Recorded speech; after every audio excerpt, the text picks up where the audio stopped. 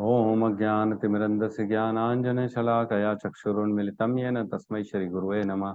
श्रीचैतन्यमनोभीष्टं स्थापितं येन भूतले स्वयं रूपा कदा मह्यं ददाति स्वपदान्तिकम्। नमो विष्णुपादाय कृष्णपृष्ठाय भूतले श्रीमते भक्तिवेदांत स्वामीति नामिने। नमस्ते सरस्वते देवे गौरवाणी प्रचारिणे निर्विशेष शून्यवादी पाश्चात्य देशतारिणे। जय श्री कृष्ण चैतन्य प्रभु नित्यानंद श्री अद्वैत गदाधर श्रीवासादि गौर भक्तवृंद। हरे कृष्ण कृष्ण कृष्ण हरे हरे, हरे राम राम राम हरे हरे। हरे कृष्णा। बहुत बहुत स्वागत है। कल तक हमने पढ़ा श्लोक क्रमांक 24 तक, राइट। 24 में हमने पढ़ा किस प्रकार अग्नि में प्रकाश के समय, दिन के समय और शुक्ल पक्ष में उत्तरायण के 6 मास में, ऐसे समय में जो भी अपना प्राण त्यागता है, जो योगी जन, वो अपने उत्तम गति को जाते हैं और वो भगवत धाम को प्राप्त होते हैं और वो दोबारा इस संसार में लौटकर नहीं आते। ठीक है, 2 प्रकार की विधियां बताई गई हैं भगवान के द्वारा। एक तो वो जिसमें वापस आते हैं और एक वो जिसमें वापस नहीं आते हैं। योगी जन तपस्या करके अपने इस प्राणों को ऐसे समय में छोड़ते हैं जिस समय का महत्व बड़ा इंपॉर्टेंट है। उस समय में उस समय के जितने भी देव होते हैं ना, वो आपको सपोर्ट करते हैं और आपको, आपकी आत्मा को भगवान तक पहुंचा देते हैं, ब्रह्म तक पहुंचा देते हैं। तो हमने कल देखा कि अलग अलग देव, पहले वो प्रकाश के देव, दिन के देव, फिर अग्नि के देव, अग्नि के देव उसको, आत्मा को पहले लेते हैं, फिर प्रकाश के देव, फिर जो है ना दिन के देव, फिर जो है शुक्ल पक्ष के देव, फिर उसके बाद 6 मास उत्तरायण के देव, फिर पूरे वर्ष के देव, फिर सूर्य के देव, फिर चंद्र देव, फिर विद्युत देव, फिर भगवान के पार्षद। इस प्रकार इन अलग अलग देवों के हाथ से होते होते हुए आत्मा ओवरऑल ब्रह्म तक पहुंच जाती है और वहां से फिर वो वापस नहीं आती। ये योगियों की दशा होती है जो इन समय में, स्पेशल विशेष समय में अपना प्राण त्यागते हैं। अब दूसरा ऑप्शन सुनते हैं, जिस समय प्राण त्यागने से उनकी आत्मा दोबारा इस संसार में आ जाती है ना। ठीक है, किसी का कोई ऑप्शन डाउट तो नहीं है। श्लोक क्रमांक 25। धूमो रात्रिस्तथा कृष्णः षड्मासा दक्षिणायनम् तत्र चंद्रमासं ज्योतिर्योगी प्राप्य निवर्तते। जो योगी धुएं, रात्रि, कृष्ण पक्ष में या सूर्य के दक्षिणायन में रहने के 6 महीनों में दिवांगत होता है, वह चंद्रलोक को जाता है किंतु वहां से पुनः पृथ्वी पर चला आता है। तात्पर्य, भागवत के 3 स्कंद में कपिल मुनि उल्लेख करते हैं कि जो लोग कर्म कांड तथा यज्ञ कांड में निपुण हैं, वे मृत्यु होने पर चंद्रलोक को प्राप्त करते हैं। ये महान आत्माएं चंद्रमा पर लगभग 10,000 वर्षों तक देवों की गणना से रहती हैं और सोमरस का पान करते हुए जीवन का आनंद भोगती हैं। अंतोदगत्वा वे पृथ्वी पर लौट आती है। इसका अर्थ यह हुआ कि चंद्रमा में उच्च श्रेणी के प्राणी रहते हैं, भले ही हम अपनी स्थूल इंद्रियों से उन्हें ना देख सकें। तो इसका जो डिटेल में वर्णन है वो छांदोग्य उपनिषद 5.10.3, 3, 4, 5, इन तीनों श्लोकों में इसका पूरा वर्णन है कि कौन कौन से अधिष्ठाता देव हैं जो इस आत्मा को, योगी की आत्मा को ले जाते हैं गंतव्य स्थान तक। तो कौन कौन से हैं? सबसे पहले आता है धुएं के देव। ठीक है, धुएं के देव इसको ले जाते हैं और रात्रि के देव को देते हैं, मतलब नाइट वाले, रात्रि के देव। फिर रात्रि के देव इसको उठाते हैं और कृष्ण पक्ष के देव को देते हैं। फिर कृष्ण पक्ष से ये 6 मास दक्षिणायन के देव के पास जाता है और उसके बाद जो है ना, इसके जो प्राण है वर्ष तक नहीं पहुंच पाते। जो पिछले श्लोक में हमने देखा कि वर्ष के देव भी इसको लेके जाते, तो वर्ष तक नहीं पहुंच पाते और ये सीधा वहां से दक्षिणायन से पितृलोक भेज दिए जाते हैं और पितृलोक से वो आकाश देव के पास पहुंचते हैं और आकाश देव उसको चंद्रलोक तक पहुंचा देते हैं जहां पे वो सोमरस का पान करते हैं। इस प्रकार चंद्रमा में 10,000 सालों तक रहते हैं।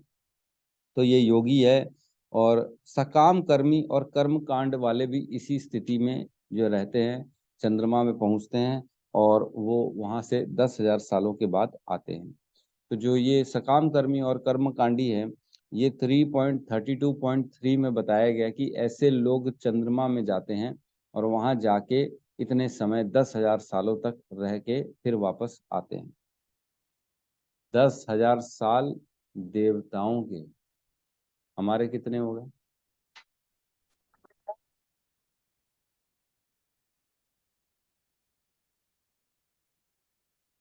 है ना, हमारा बहुत लंबा समय हो गया। वहां यहाँ का 1 साल, वहां का 1 दिन, और हमने देखा वहां के 12,000 साल यहाँ का एक चतुर्युग हो जाता है, उसमें पूरा चतुर्युग निकल जाता है एक 12,000 साल में। तो अगर आप चले गए चंद्रमा लोक में, चंद्रलोक में, वहाँ सोमरस पी रहे हो और मजे कर रहे हो, और 10,000 साल देवताओं के वहां रह के वापस आओगे, तो कौन सा काल चल रहा होगा यहाँ भगवान ही जाने। ऑब्वियसली ये तो नहीं चल रहा होगा जो चैतन्य महाप्रभु का जो मिशन है, हमारा जो इस्कॉन है, ये तो नहीं चल रहा होगा, कुछ और ही चल रहा होगा। कैसे उद्धार मिलेगा फिर वहां से आओगे तो? नहीं होगा उद्धार, फंस जाओगे फिर से, पता नहीं कब दोबारा इस संसार में फिर वो मौका मिलेगा भक्ति करने का। जी गौतम प्रभु कुछ कहना चाहते हैं? तो मुझे जैसे कि अभी जैसे अभी मतलब जो माना जाए, जैसे अभी चंद्रयान पे जैसे गए हैं, और as पर हम्म। शास्त्र तो चंद्रमा तो बहुत दूर है। अब ये जो चंद्रमा है वो तो वो नहीं है, मतलब अलग डायमेंशन में हो सकते हैं कि हो। और जैसे अभी जा रहे हैं मतलब सोर्स पता करने के लिए क्या है, कैसे वहाँ पे जीवन हो सकता है कि नहीं। तो ये सब चीजें हाँ। प्रभु जी जैसे करते हैं, तो वो लोग भी तो as पर शास्त्र के हिसाब से ही तो सारी चीजें मतलब मिशन को मतलब बनाते हैं ना कुछ कुछ। जैसे कि बड़े बड़े वैज्ञानिक होते हैं, वो भी भगवत गीता पढ़ते हैं, वहां से ज्ञान प्राप्त करते हैं, उस हिसाब से तो सारी गणना करते हैं। तो उनको पता नहीं होगा प्रभु जी ये सारी चीजें, कुछ कुछ चीजें जो। देखो मेरे को जो समझ में आता है ना, ऐसा है कि जो चंद्र लोक है ना, मेरे को ऐसा लगता है वो अलग है। ये जो चंद्रमा को हम देखते हैं ना, वो चंद्र लोक नहीं है एक्चुअल में। मेरे को ऐसा लगता है क्योंकि शास्त्रों में विरोधाभास है। हमारे श्रील प्रभुपाद बताते हैं कि चंद्र लोक है ना, वो तो सूर्य लोक से भी दूर है, ऊपर है। वो वहां तक तो इंसान पहुंच ही नहीं सकता। तो ये जो चंद्रमा है, ये एक तरह का खाली ग्रह है जो हमारे आसपास घूम रहे हैं। इसमें भेजने से चंद्र लोक में नहीं भेजते। ये मेरे को ऐसा लगता है, ये मेरी थॉट है ना। ये शास्त्रों में लिखा है कि चंद्रमा तक कोई पहुंच नहीं सकता, चंद्रमा सूर्य लोक से भी ऊपर है। तो इसमें हम तो, मैं तो कम से कम जो है ना, शास्त्रों को पूर्ण रूप से आंख में पट्टी लगा के जो है ना अंधे तौर पे विश्वास करता हूँ। जो शास्त्र बोलते हैं एकदम सही बोलते हैं। तो ये किसी ग्रह में चले गए हैं, अगर चंद्र में भी गए हैं इनके हिसाब से, जो कि ये झूठ बोल रहे हैं। और वहां पे क्या होता है, डायमेंशन अलग चलता है, वहां इनको दिखेंगे भी नहीं, कोई देव देवता नहीं दिखेंगे, डायमेंशन ही अलग चलता है। इन चर्म की आंखों से हम उनको नहीं देख सकते। तो चंद्रमा का जो ये दिखा रहे, चंद्रयान 3 पहुंच गए चंद्रमा तक, और चंद्रमा में जाके वो ये कर रहा है वो कर रहा है, तो ये लोग सब फॉल्स स्टेटमेंट दे रहे हैं। और मैं भरोसा नहीं करता इस पे। ये ऐसी कोई जो है ना, किसी भी जो एस्ट्रॉयड होता है ना जो घूमता रहता है, उसमें चले गए हैं ये। क्योंकि आपको मैं बता दूं कि जो हमारे इस लोक में, इस पृथ्वी में, जो भगवान शिव जी का निवास है, जिसको हम कैलाश पर्वत बोलते हैं, राइट। कैलाश पर्वत में आपको मैं बता दूं, जब चढ़ने की कोशिश करते हैं ना, वो तो इंडिया में हिमालय का पार्ट है, उसमें तो जा सकते हैं ना। चंद्रलोक की बात तो छोड़ो, चंद्रलोक तो बहुत दूर हो गया। हिमालय, एवं सिर्फ श्री शिव जी का जो निवास है कैलाश पर्वत, जो है एक हिमालय की चोटी है, जो कि माउंट एवरेस्ट से छोटी है। मैं आपको बता दूं, माउंट एवरेस्ट भी बड़ी चोटी है, जहां पे लोग चढ़ चुके हैं, झंडा गाड़ के आ चुके हैं, उससे छोटी है हाइट में। लेकिन आज तक उसमें कोई चढ़ नहीं पाया। क्यों नहीं चढ़ पाता? क्योंकि जैसे ही चढ़ना स्टार्ट करते हैं ना, वहां पे ऐसी स्थिति आती है कि आदमी का जो है ना डायरेक्शन भूल जाता है। वो, उसका मानसिक स्थिति गड़बड़ होने लगती है, डायरेक्शन भूल जाता है कि मेरे को जाना कहाँ है, किधर जाना है, कौन सी जगह जाना है। वो वापस घूम के आ जाता है उल्टा, उसको समझ में ही नहीं आता है। तो इस प्रकार वहां कोई जा ही नहीं सकता। और एक दो लोग ने कोशिश भी की है, तो वो जैसे ही चढ़ना स्टार्ट करते हैं, तो उनके अंग गलना चालू हो जाते हैं। उनके, मैंने सुना है कि वो कुछ ही मिनटों में उनकी ऐसी स्थिति होती है कि उनके जीवन के 10 साल निकल गए। ऐसा हुआ है, ये प्रैक्टिकल है। आप लोग चाहो तो यूट्यूब में सर्च कर सकते हो कि कैलाश पर्वत में चढ़ने वाले जितने माउंटेनियर हैं उनका क्या कहना है। तो वो डर के मारे फिर तुरंत नीचे आ जाते। तो जब कैलाश में नहीं चढ़ सकते हो तो कहाँ चंद्रलोक की बात कर रहे हो। कैलाश, आज साइंस इतना आगे है, ड्रोन है, हेलीकॉप्टर है, हवाई जहाज है, आप इजीली जा सकते हो। लेकिन जा नहीं पाते लोग, क्यों? क्योंकि वहां की परिस्थितियां अलग हैं। वहां पे हम पहुंच ही नहीं सकते। हमारा ये जो शरीर है ना, ये ये पंच तत्व का शरीर वहां नहीं जा सकता। तो इस प्रकार चंद्रलोक में तो जाना इम्पॉसिबल है। फिर भी अब लोग क्लेम कर रहे हैं, साइंटिस्ट लोगों को क्या अपना गुणगान करना है, तो वो लोग क्लेम कर रहे हैं कहीं चले गए होंगे ऐसे ही भटकते भटकते, उनको लग रहा होगा कि वो चंद्रलोक है, लेकिन वो चंद्रलोक है नहीं। चंद्रलोक तो सूर्यलोक के भी ऊपर बताया गया है। ठीक है प्रभु जी।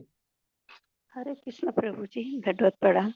अब प्रभु जी जैसे नॉर्मल आदमी है, भगवान की मतलब शिवरात्रि को पूरी रात सेवा करता, सुबह से रात भर दिन भर, फिर उसके बाद सुबह पूजा करके ऐसे ही भगवान को हाथों जोड़ा, नहला धुला, अपने काम पर गया आया।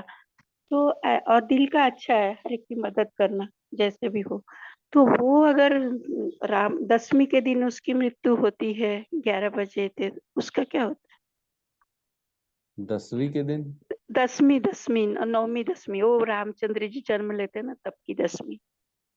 वो तो अच्छा, चैत्र रामनवमी, महीने में होता रामदशमी। है। जी जी हाँ प्रभु हाँ, जी। लगभग लगभग मार्च अप्रैल में आता है वो। जी तो जी। वो तो उत्तरायण की स्थिति है। उत्तरायण की स्थिति जो है ना, अच्छी जगह होती है और दिन के समय। लेकिन ये जो है ना, ये दोनों श्लोक ये नॉर्मल आदमियों के लिए नहीं है, ये ये योगियों के योगी लिए। के लिए, योगियों के लिए है प्रभु जी। हाँ, नहीं, जो फिर भी थोड़ा योगी। तो अच्छा होता होगा ना प्रभु जी उनका। हाँ हाँ हाँ हाँ, बेटर होता है, बिल्कुल बेटर होता है। उत्तरायण की स्थिति है और दिन का समय है, तो बिल्कुल आप समझ रहे हो, अच्छी गति प्राप्त होती है। लेकिन फिर भी मैं बता दूं, ये आगे हम पढ़ेंगे, ये भक्तों के लिए नहीं है, ये सिर्फ योगियों के लिए। क्योंकि जी। खाली जो है ना ऐसा, और मैं मतलब ये भी मैं बता दूं, जनरली ये होता है कि जो इंसान होता है ना, जो अपने कर्मों के आधार पे ही उसको गति मिलती है। हम्म। आप कितना भी कर लो, आप ऐसे समय काल परिस्थिति में अपने प्राण त्याग भी नहीं पाओगे। जो समय काल परिस्थिति अच्छी है, जिसने गलत कर्म किए उसके प्राण ऐसे समय में जाएंगे ही नहीं, उसको वेट करना ही पड़ जाएगा। जी प्रभु जी, धन्यवाद प्रभु ठीक जी। है, धन्यवाद माता जी। ठीक है गौतम प्रभु जी, क्लियर है अपना चंद्रयान वाला? जी प्रभु जी। हम्म, सत्यम प्रभु जी कहिए। प्रभु जी लास्ट में पूछ लेते हैं आप। हैं? लास्ट में पूछ लेते हैं आप।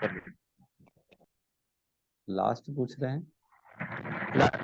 लास्ट में पूछ लेंगे। अच्छा, लास्ट में पूछ लेंगे। ओके ओके ओके, ठीक है ठीक है ठीक है। ठीक है ठीक है।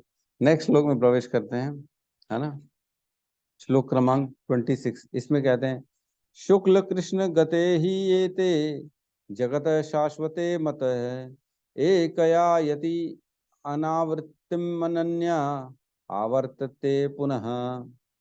वैदिक मतानुसार इस संसार से प्रयाण करने के दो मार्ग हैं, एक प्रकाश का तथा दूसरा अंधकार का।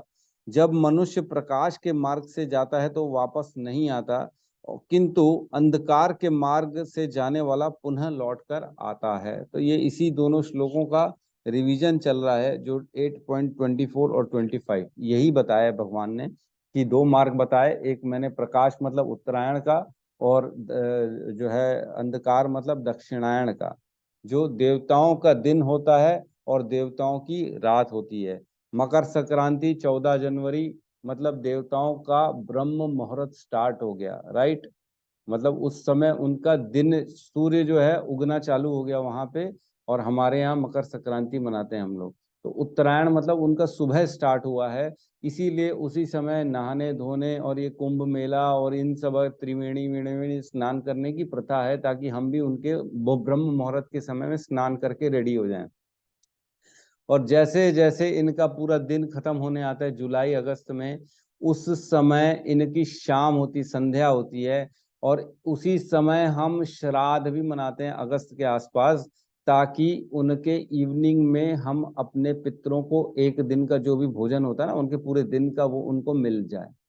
फिर नेक्स्ट डे आता है उनका, तो फिर दोबारा जो है ना, अगस्त पहुंचते पहुंचते हमारा श्राद्ध के कार्य आता है, तो अगले दिन जाके उनको फिर से हम श्राद्ध का खाना खिलाते हैं। मतलब दिन में एक बार यहाँ से उनको खाना मिलता है वहां के लिए।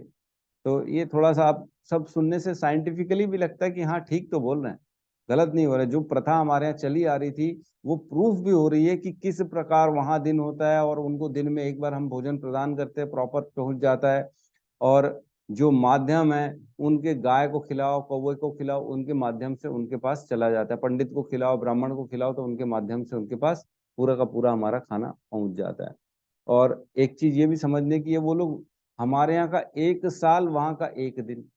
तो क्या होता है, कई बार चीजें जो होती है ना, साल भर, 2 साल 3 साल बाद जाके हम जो है ना अपने पितरों का उद्धार करते हैं। ठीक है, तो जब तक हम नहीं उद्धार करते तब तक वो वेट करते, तो वो लोग ज्यादा समय वेट नहीं करते। उन्होंने 3-4 दिन ही वेट किया, खाली 3-4-5 दिन में अगर उद्धार हो गया तो उनको फटाफट ये हम लोग भेज दिया जाता है, वहां उनका डिसीजन हो जाता है और अगली योनि प्राप्त हो जाती है।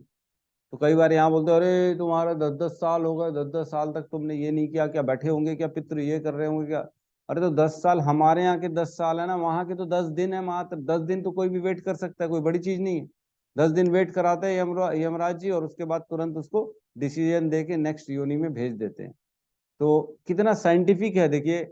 और अगर सपोज करो 5 साल, 50 साल, 100 साल, 200 साल में कोई उनके कुल में भक्त आ गया तो उनका उद्धार हो गया। तो 50-100 साल मतलब कितने हुए वहां के? 50-100 दिन।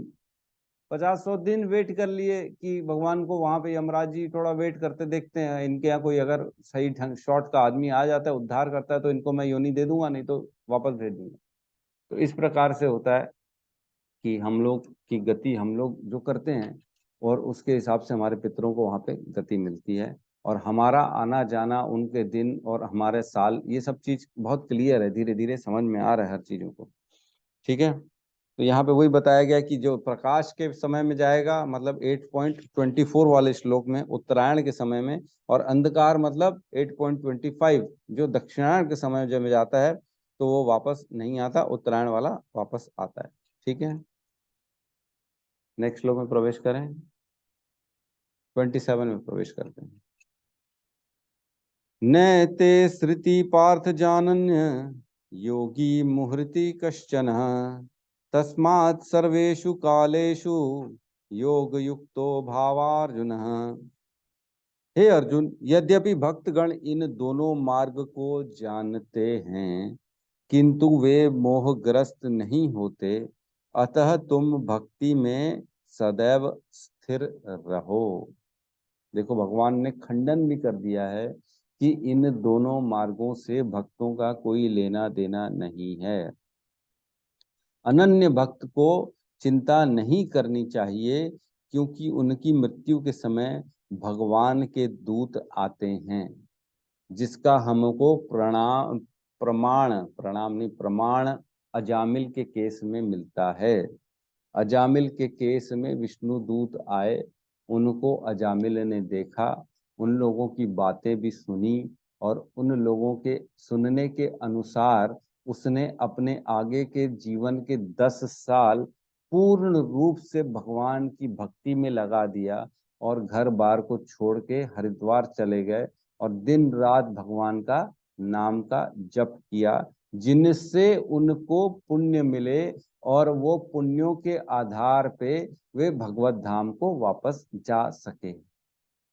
ठीक है, इसमें एक इम्पोर्टेंट की चीज है, जैसे सिर्फ अजामिल ने विष्णु दूतों को देखा है ना, यम दूतों को देखा, बाकी पूरी पब्लिक तो नहीं देखती। जो जिसकी मृत्यु होने वाली रहती वही देख पाता है। उसी प्रकार लोग चंद्रयान में जाएं, चाहे कहीं पे भी जाएं, वो अपनी इस आंखों से वहां पे रहने वाले लोगों को नहीं देख सकते। वहां वो रह रहे हैं, उनके बंगले भी हैं, उनकी गाड़ियां भी हैं, उनकी मोटरसाइकिल भी है, उनके पास सब कुछ है, लेकिन हमको वहां खाली मट्टी दिखेगी और कुछ नहीं दिखेगा, क्योंकि हम उस डायमेंशन में नहीं हैं। अलग अलग डायमेंशंस होते हैं रहने के लिए। हमारा डायमेंशन अलग है, उनका डायमेंशन अलग है, टोटली अलग है। तो हम अपने कूप मंडूक न्याय जहाँ पे हम रहते हैं उस हिसाब से अपना दिमाग लगाते हैं। अरे प्रभु जी, हमारी बॉडी में तो देखो थोड़ा सा लग जाता है तो कट आ जाता है, तो उनके में भी हो जाता होगा ना। ऐसा नहीं होता भैया, उनकी बॉडी अलग होती है, उनके सब कुछ अलग होते हैं। हमारा जो शरीर है वो पंच तत्व का शरीर है, उनका शरीर है दिव्य शरीर है। क्या पता उनके दिव्य शरीर की गतियां अलग चलती हों, हमारी गति अलग चलती है। तो हम अपने इस छोटी सी बुद्धि से नहीं समझ सकते कि वहाँ क्या क्या होता है। ठीक है, तो हमने देखा कि भगवान के दूत आए थे कृष्ण को, इसको अजामिल को लेने के लिए। मतलब भगवान स्वयं अपने दूतों को भी भेजते हैं भक्तों के लिए। उनके लिए ये अग्नि के देव, दिन के देव, कृष्ण पक्ष के देव, उत्तरायण के देव, दक्षिणायन के देव, ये सब देवों की कोई जरूरत नहीं है भक्तों को। ये सिर्फ उनको जरूरत है जो सकाम कर्मी हैं, जो कर्मकांडी हैं, जो योगी जन है, ध्यान योगी हैं। ये उनके लिए योग मिश्रित भक्ति, चाहे ध्यान योगी, चाहे सकाम कर्मी, चाहे कर्मकांडी, ये उनके लिए है, हमारे लिए नहीं है, भक्तों के लिए नहीं है। जो थोड़ा सा भी पुण्य करते हैं वो डायरेक्ट भगवान के लोक को जाते हैं। जिसने पूर्ण रूप से भक्ति नहीं की, जिसने थोड़ी सी भक्ति की, उसको पुण्य मिले, उस पुण्य के आधार पे वह स्वर्ग जाता है। और एक और बहुत अच्छी चीज बता रहा हूं मैं आप लोगों को, जो समझनी चाहिए। जो भक्ति के पुण्य होते हैं वो कभी नाश नहीं होते, वो अक्षय पुण्य होते हैं। और ऐसे पुण्यों के आधार पे जो स्वर्ग जाता है ना, उसके पुण्य तो खत्म होते ही नहीं है। क्षीणे पुण्य मृत्यु लोके विशंति, वो पुण्य जिनके खत्म हो जाते हैं, सकाम कर्मी लोग, वो वापस आ जाते हैं धरती में। लेकिन ऐसे पुण्य जो कभी खत्म होने वाले नहीं हैं, उन पुण्यों के आधार पर अगर कोई स्वर्ग चला जाएगा तो क्या होगा। उस दिन किसका क्वेश्चन आया था कि स्वर्ग से क्या आगे हम भक्ति करके जा सकते हैं, तब हमारी चर्चा चल रही थी। हाँ, जा सकते हैं। जिसने भक्ति के बल पे स्वर्ग गया है वो आगे भक्ति करके जा सकता है। तो जिसकी भक्ति के पुण्यों के माध्यम से स्वर्ग गया है, उसको भक्ति करने का चांस मिलता है, क्योंकि उसकी भक्ति, उसके पुण्य तो कभी खत्म होते ही नहीं है। तो वो एक दिन परेशान हो जाएगा स्वर्ग में रहते रहते रहते रहते, क्योंकि उसके साथ मन बुद्धि अहंकार भी उसका जाता है। तो उसको कहीं ना कहीं अपने पिछले जन्मों का थोड़ा थोड़ा संस्कार रहता है, और उसको मजा नहीं आएगा स्वर्ग में। और वहां से भी वो भक्ति करके आगे जा सकता है। अगर मौका नहीं मिलेगा तो बोर होके फिर वो वापस खुद स्वयं आ जाएगा पृथ्वी लोक में, और यहाँ आके भक्ति करके फिर वापस जाएगा वो भगवत धाम को। ऐसा होता है। ठीक है, तो अपना डाउट हटा देंगे कि भक्ति से जो है ना स्वर्ग में जाते हैं, और उसके बाद आगे जाने का मार्ग हमेशा खुला रहता है। ठीक है, तो यहाँ कहते हैं, हे अर्जुन, यद्यपि भक्तगण इन दोनों मार्ग को जानते हैं, किंतु वे मोहग्रस्त नहीं होते, अतः तुम भक्ति में सदैव स्थिर रहो। तो मोह नहीं रहता है। मोह कैसे नष्ट हो जाता है?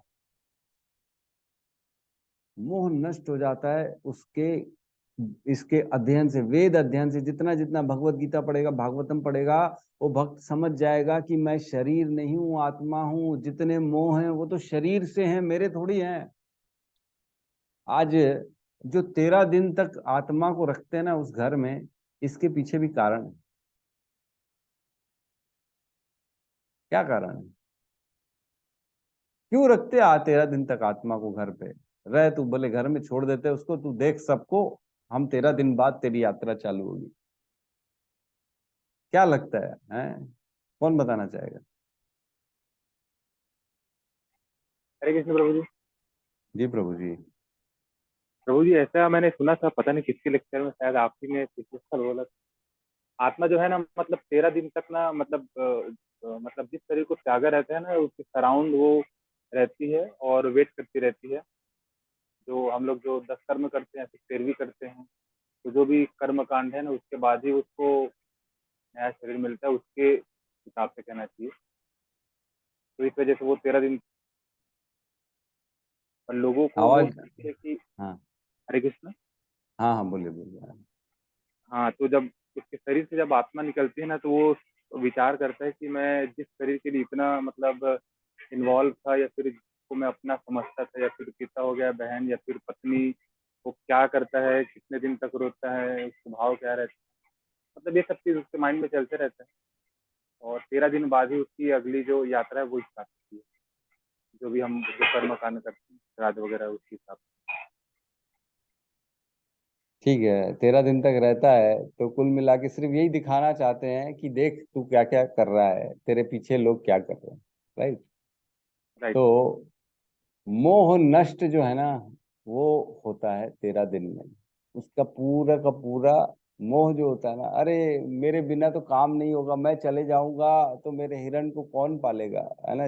भरत महाराज सोचते थे मृत्यु के समय, अंत काल में उनके दिमाग में आया, अरे मेरी मृत्यु हो जाएगी तो हिरण का क्या होगा, उसको तो शेर खा जाएगा, कैसे रहेगा वो मेरे बिना। यही हमारे अंदर भी ना मोह आ जाता है मृत्यु के समय।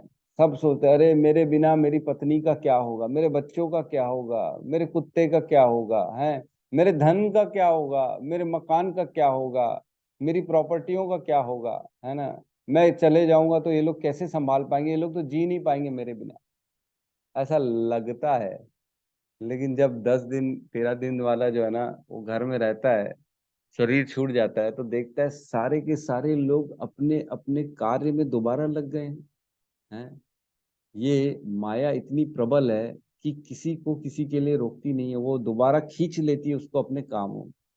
वो आत्मा देखती है कि ये तो वापस सब खुश हो गए हैं, मजे कर रहे हैं, इनको तो मेरी कमी लग नहीं रही है, ये कैसे हो रहा है प्रभु, ये क्या हो रहा है संसार में, मैंने तो इतना किया इन लोगों के लिए और मेरे लिए 2 दिन 4 दिन तक शोक नहीं मनाते, तीसरे दिन पगड़ी, चौथे दिन अपने काम में लग गए हैं।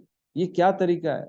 यही संसार है। ये दिखाते हैं भगवान कि देख, जिनके लिए तूने पूरा अपना जीवन 80 साल 100 साल लगा दिया, वो तेरे लिए 4 दिन वेट नहीं करते, वो अपने अपने काम में लग जाते हैं, अपने जीवन को फिर से पटरी में ला देते हैं, कोई किसी के लिए नहीं रुकता। तो मोह नष्ट होता है भक्तों का, जब भक्ति में आते हैं उनको समझ में आता है कि मैं शरीर नहीं हूं, मैं आत्मा हूं। शरीर से अगर रिश्ते होते तो मृत्यु के बाद शरीर को कोई नहीं जलाता, है ना। अगर शरीर था, जिसके साथ तुमने प्रेम किया, जिसके साथ रिश्ता बनाया, अगर उसी के साथ, शरीर के साथ रिश्ता है, तो मृत्यु के बाद शरीर तो है, उसको क्यों जला रहा है, उसके साथ तो संबंध है तुम्हारा, मत जलाओ। लेकिन शरीर को जला दिया जाता है, क्योंकि बोलते हैं वो चले गए हैं, वो अभी शरीर में नहीं है, जिनके साथ हमारा रिश्ता था वो तो कहीं और चले गए, तो ये जो है ये एक्चुअल में है ही नहीं। और पूरा जीवन किसको माना हमने, इसको, शरीर को माना। और मृत्यु के बाद बोलते वो चले गए, तो मृत्यु के पहले क्यों नहीं समझे कि ये शरीर अलग है आत्मा अलग है, ये समझे नहीं। शरीर को संवारने में, शरीर के रिश्ते, शरीर की अपनी आइडेंटिटी, अहंकार को बनाने में पूरा जीवन आदमी निकाल देता है। ठीक है। इसीलिए क्या, भक्तों का मोह नष्ट हो जाता है और भक्त समझ जाता है कि इन सब चीजों में कुछ नहीं रखा है, और सिर्फ मृत्यु के बाद कौन है हमारे साथ जो जाता है, कृष्ण प्रेम जाता है, भक्ति जाती है, धर्म के कार्य जाते हैं हमारे साथ। इसलिए भक्त जानता है कि मृत्यु के बाद मेरे को अकेले रहना है, अकेले जाना है मेरी यात्रा में, और कौन रहेगा, सिर्फ मेरे साथ किए गए मेरे कर्म धर्म यही जाएंगे।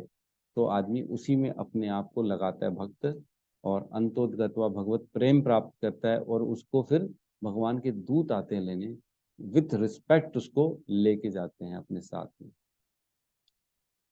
ठीक है। तो एक तुलसीदास जी कहते हैं, तुलसी निर्भय होके, तुलसी राम भरोसे निर्भय होके सोए, है ना। तुलसी राम भरोसे निर्भय होके सोए, अनहोनी होती नहीं और होनी हो सो होए। अनहोनी तो कभी होगी नहीं, और जो होनी है वो तो हर स्थिति में होनी है, वो आप कुछ करो चाहे नहीं करो। तो दोनों सिचुएशंस में हमारे हाथ में तो कुछ है नहीं, इसलिए भगवान के भरोसे चुपचाप निर्भय होकर अपना जीवन व्यतीत करो। अनहोनी होती नहीं, होनी है सो होए। वो तो होनी है जो होनी है, आपके रोकने से रुकेगी नहीं, आपके टालने से टलेगी नहीं, है ना। इसलिए आदमी अपने आप को उस स्थिति में रखे, पानी की तरह रखे, बहता पानी, जहां बहाएगा पानी वहां चले जाएंगे हम। हम अपने आप को रोकने की कोशिश नहीं करेंगे, स्थिति परिस्थिति के विपरीत जाने की कोशिश नहीं करेंगे, क्योंकि जितनी कोशिश करेंगे उतनी हमको पीड़ा होगी, कर कुछ नहीं पाएंगे, कुछ नहीं कर पाएंगे, सिर्फ पीड़ा होगी और कुछ नहीं। ठीक है, भगवत भक्तों के लिए है। तो एक श्लोक है 12.07 खोलेंगे।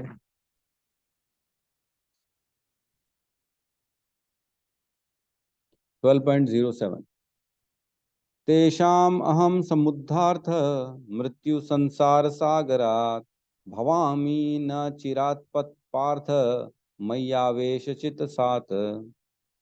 इसमें कहा है, अपने चित्तों को मुझ पर स्थिर करके निरंतर मेरा ध्यान करते हैं, उनके लिए हे पार्थ मैं जन्म मृत्यु के सागर से शीघ्र उद्धार करने वाला हूँ। भगवान होते हैं मैं ना, आई मतलब कृष्णा। कृष्णा कहते हैं जो मेरी अनन्य भक्ति कर रहा है, जो मेरे निरंतर ध्यान में बैठा हुआ है, उसके लिए मैं जन्म मृत्यु के सागर को उद्धार कराने वाला हूँ। स्वयं अपनी बात कर रहे, मैं गारंटी लेता हूँ उनको इन देवों की जरूरत नहीं है। उत्तरायण दिन रात मृत्यु धुआं ये सब नहीं चाहिए। मेरा भक्त है, मतलब मैं चले जाऊंगा, मेरे दूत जाएंगे उसको लेने के लिए। हाँ, तो जिस प्रकार हमने उस दिन पढ़ा था, वृंदावन देवी दासी था ना जिसका हमने पढ़ा था लेटर, जिसने लिखा था कि मेरे अंत समय में क्या हुआ था, जो भूल गई थी भगवान का चिंतन करना, जो सोच रही थी चिंतन करूं कैसे करूं, क्या भूल रही हूं, तो स्वयं भगवान नर्स के रूप में आके उसको बोले चैंट हरे कृष्णा, चैंट हरे कृष्णा। तब भी नहीं कर पाई, तो डॉक्टर लोगों के माध्यम से भगवान ने बुलवाया, वहां कीर्तन करा दिया। फिर जाके उसको स्मृति आई भगवान की, और तब जाके उसके पास स्वयं भगवान आए। तो भगवान स्वयं जिम्मेदारी लेते हैं याद दिलाने की कि मैं हूं भैया, तुम मेरे याद करो, मेरा चिंतन करो, छोड़ो संसार। तो भक्त जो होता है ना, हर चीज में भगवान के भरोसे होता है। भगवान कहते हैं 6वें अध्याय के 47वें श्लोक में, योगिनाम अपि सर्वेषां मद्गतेन अंतरात्मना श्रद्धावान भजते यो माम स में युक्त तमो मता। मतलब योगियों में, सभी योगियों में श्रेष्ठ कौन है? जो मेरे परायण है, जो मेरे बारे में चिंतन कर रहा है, जो मेरा ध्यान कर रहा है, वो श्रेष्ठ है। बाकी सब लोग ऐसे ही हैं, क्योंकि वो श्रद्धा से दिन रात मेरा चिंतन कर रहा है। तो भगवान का भक्त जो होता है ना, उसके लिए भगवान सुलभ हैं। अभी हमने पढ़ा था ना कुछ श्लोक पहले, भगवान कहते हैं अहम सुलभ पार्थ, उसके लिए मैं सुलभ हूँ।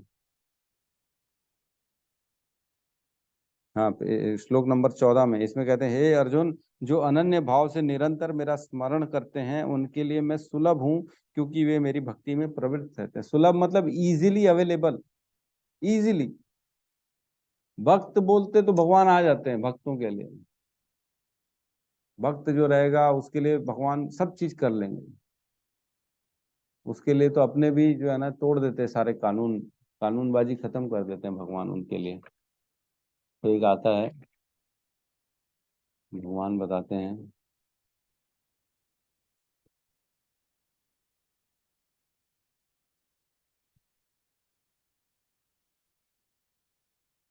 लिखते हैं, प्रबल प्रेम के पाले पड़कर प्रभु को नियम बदलते देखा, उनका मान टले टल जाए पर भक्त का मान न टलते देखा। वो अपना मान भी टला देंगे लेकिन भक्त का मान नहीं टलते देखा।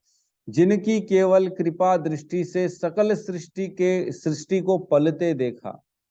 सिर्फ उनकी कृपा से सब कुछ हो रहा है, पूरी सृष्टि चल रही है। उनको गोलोक के गोरस पर 100 बार मचलते देखा। गोकुल के, उनको गोकुल के गोरस पर 100 बार मचलते देखा।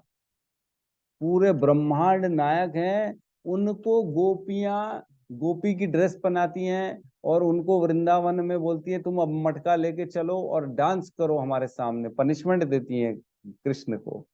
और वो है कौन? वो ब्रह्मांड नायक है। वो ये सब कर रहे हैं। क्यों कर रहे हैं? क्योंकि उनको प्रेम है अपनी, जो है, जो गोपियों से प्रेम है, उनके लिए सब करते हैं वो। जिनके चरण कमला के कलतल से न निकलते देखा, उनको व्रज करील निकुंज में कंटक पथ पर चलते देखा। जिनके चरण कमल हैं, जिनको जो है, जो इतने कमल कोमल कमल है, उनके चरण कमल हैं, वो अपने भक्तों के लिए एकदम कड़े कड़े, जैसे राम श्री राम है, वन में चले गए, कंकड़ गड़ रहे हैं उनके पैरों में, चुभ रहे हैं, लेकिन क्यों गए? अपनी लीला करने, भक्तों के प्रेम के लिए, उद्धार करने गए। तो ऐसे होते हैं श्री प्रभु प्रभु प्रभु श्री कृष्ण और राम, अपने भक्तों का मान करने के लिए, अपने भक्तों को परित्राणाय साधु नाम विनाशाय च दुष्कृताम संभवामि युगे युगे, हर युग युग में आते हैं अपने जो है ना भक्तों का उद्धार करने के लिए। तो भगवान कहते हैं कि मैं आऊंगा और उनको इस जन्म मृत्यु के चक्र से छुटकारा प्रदान कर दूंगा। ठीक है। तो भक्त जो होता है पूर्ण रूप से भगवान के प्रति निर्भर रहता है, इसलिए भगवान अपने भक्त के पास आते हैं और उनको उद्धार करते हैं। तो एक श्लोक आता है श्रीमद् भागवतम 9.4.63, है ना, ये बहुत आपने सुना है लेकिन पूरा श्लोक नहीं सुना है आपने। भगवान कहते हैं अहम भक्ता पराधीनो ही स्वतंत्र एव द्विज साधु भी गृहस्थ हृदयो भक्ते भक्त जन प्रिय। हम सिर्फ इतना ही सुनते हैं जनरली, अहम भक्ता पराधीन हूँ, मैं भक्तों के पराधीन हूँ, लेकिन पूरा श्लोक ये है 9.4.63। इसमें कहते हैं पूर्ण पुरुषोत्तम भगवान ने उस ब्राह्मण से कहा, मैं पूर्णतः अपने भक्तों के वश में हूँ, निस्संदेह मैं तनिक भी स्वतंत्र नहीं हूँ, चूंकि मेरे भक्त भौतिक इच्छाओं से पूर्ण रहित रहते हैं, अतः मैं उनके हृदयों में ही निवास करता हूँ। मुझे मेरे भक्त ही नहीं, मेरे भक्तों के भक्त भी अत्यंत प्रिय हैं। तो भगवान कहाँ निवास करते हैं? जिनके हृदय में भौतिक इच्छाएं नहीं रहती, वहां निवास करते हैं भगवान, है ना। यहाँ बता रहे हैं निस्संदेह मैं तनिक भी स्वतंत्र नहीं हूं, चूंकि मेरे भक्त भौतिक इच्छाओं से पूर्णतः रहित होते हैं, उसके बिना रहते हैं, अतः मैं उनके हृदय में निवास करता हूँ। इसलिए मैं उनके हृदय में रहता हूँ, क्योंकि उनके हृदय में भौतिक इच्छा नहीं रहती है, उनको सिर्फ मेरे को ही मेरे प्रति रहते हैं वो, और मुझको पाने की इच्छा रहती है, इसलिए मैं उनके हृदय में रहता हूँ। ठीक है। तो भगवान भक्तों के हृदय में रहते हैं और उनके उद्धार के लिए सोचते हैं हमेशा, है ना। किसी का कोई डाउट है, कुछ प्रश्न है तो ले सकते हैं हम। सत्यम प्रभु कुछ कहना चाहते थे।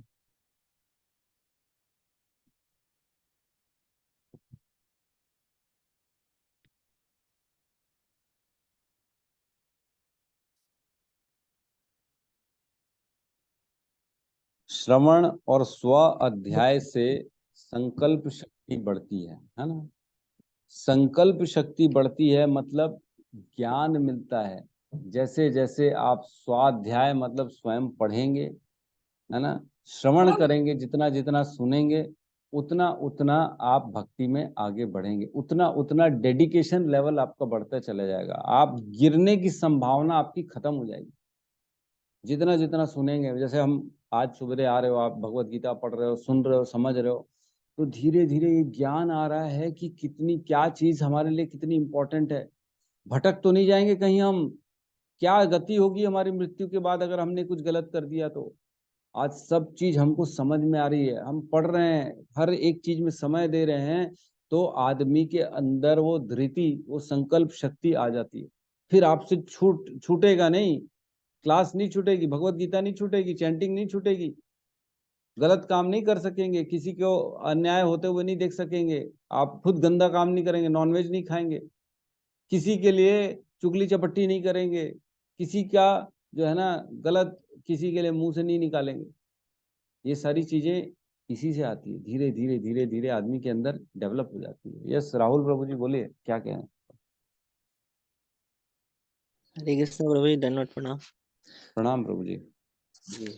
प्रभु जी, जैसे कि कभी कभी सोचता हूँ कि भगवान से एक फ्री विल करके हम तो नीचे आ गए हैं, लेकिन यहाँ लोगों की इतनी फ्री विल है कि पता नहीं, इतनी आधुनिक युग आ गया है, सब अपने मतलब ये इंसान की इच्छा ही ने इतना सारा सृजन कर दिया है, लोग चांद तक जाने की कोशिश कर रहे हैं। तो मेरे को कभी लगता है कि भगवान इस सब में मतलब उनका वो मतलब वो जो बोलते हैं ना, कर्म करते जब फल की इच्छा मत कर, तो लोग कर्म कर रहे हैं और उसके अनुसार से भगवान ही उनको मतलब फल दे रहे हैं क्या? चाहे आप मून मिशन को ही देख लो, लोगों ने पुरुषार्थ किया और आज बोल रहे हैं कि वहां लैंड कर गए हैं। तो भगवान की इच्छा और एक व्यक्ति की इच्छा में क्या उनकी भी स्वीकृति होती है, या किस प्रकार से आखिर ये काम करता है? मैं ये समझ नहीं पाता हूँ प्रभु जी। अगर इस चीज को थोड़ा। देखिए काम, अब आप आपका क्वेश्चन जो है ना, बड़ा वो है, टिपिकल टाइप का है कि भाई लोगों की इच्छा हो रही है, वो काम कर रहे हैं, उसमें भगवान की स्वीकृति है कि नहीं है ना? आप यही बोलना चाह रहे हैं। जी जी वो प्रभु जी। उनको प्रेरणा कौन दे रहा है ये सब करने के लिए? तो जी प्रभु जी। देखिए, नथिंग हैपन्स एक्सीडेंटली, कुछ भी एक्सीडेंटली तो नहीं होता। हर चीज के पीछे कारण होता है, और वो कारण कौन है? कृष्ण। ये तो आप दिमाग में डाल लीजिए। हर हम भक्तों को तो ये चीज दिमाग में डाल देना चाहिए, जो हो रहा है उसके पीछे का कारण कृष्ण है। बुखार आया तो कृष्ण, चंद्रयान पहुंच गया तो कृष्ण, है ना, कोविड आया तो कृष्ण, और हमारी मृत्यु हो गई तो कृष्ण, परिजन चले गए तो कृष्ण। हर चीज के पीछे कृष्ण है, हमको तो ये दिमाग में डालना चाहिए। अब ये है कि ये जो हो रहा है, कहीं ना कुछ लीला है ना?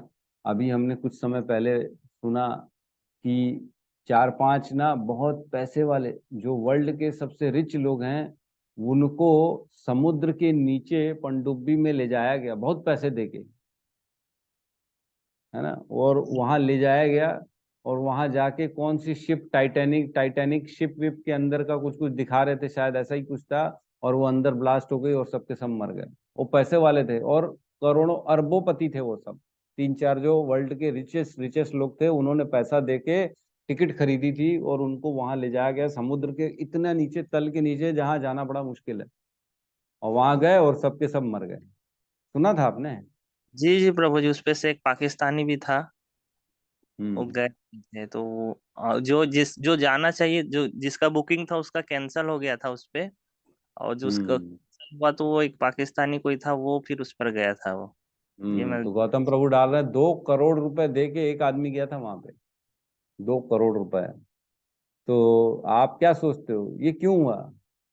अरे इसलिए हुआ क्योंकि उन तीनों का कर्म ऐसा था, उन्होंने कुछ सामूहिक कर्म किया होगा, जिनके कारण उनको एकत्रित करके भगवान को मारना था, इसलिए हुआ, है ना?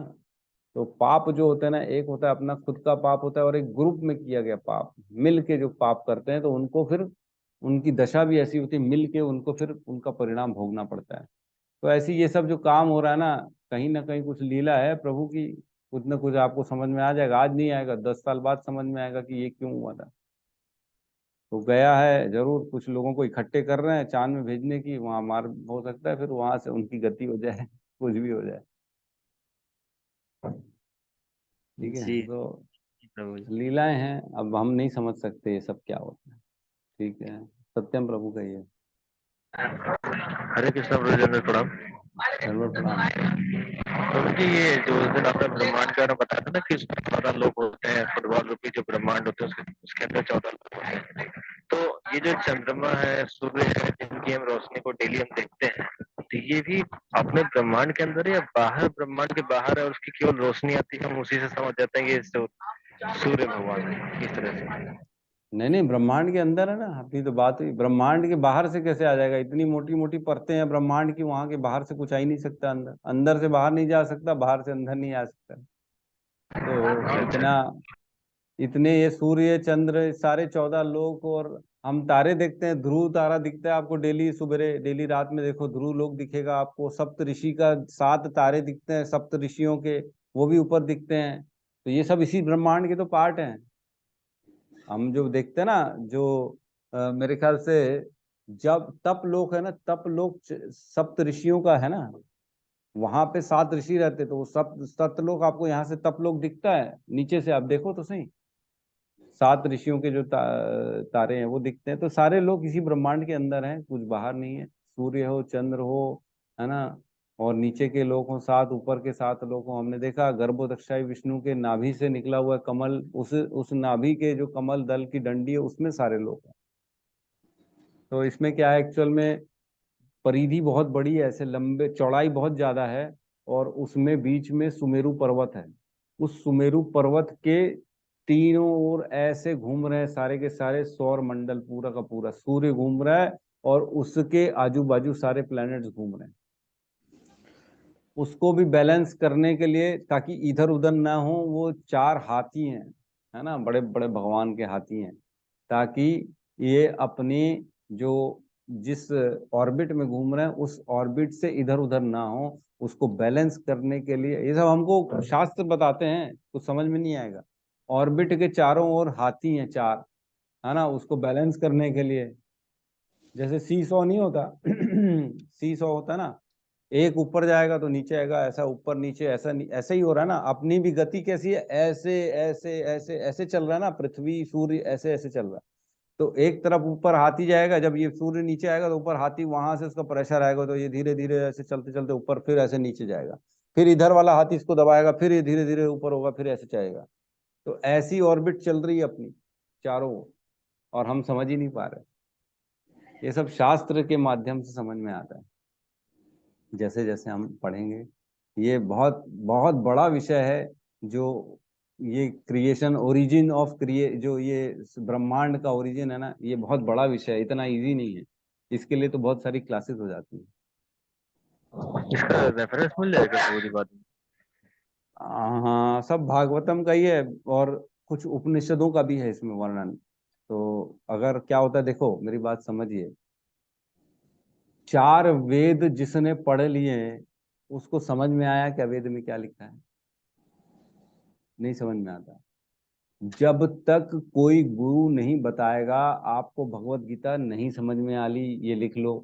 किसी को समझ में नहीं आने वाली। स्वयं पढ़ पढ़ के 10 बार 6 बार 8 बार पढ़ लेगा तो इतना रहस्य नहीं निकाल सकता जितना हम अपनी क्लास में निकाल के दे देते हैं। तो क्या है, ये सारी चीजें ऐसा नहीं है, ये हमको ऊपर गुरुओं से मिली है।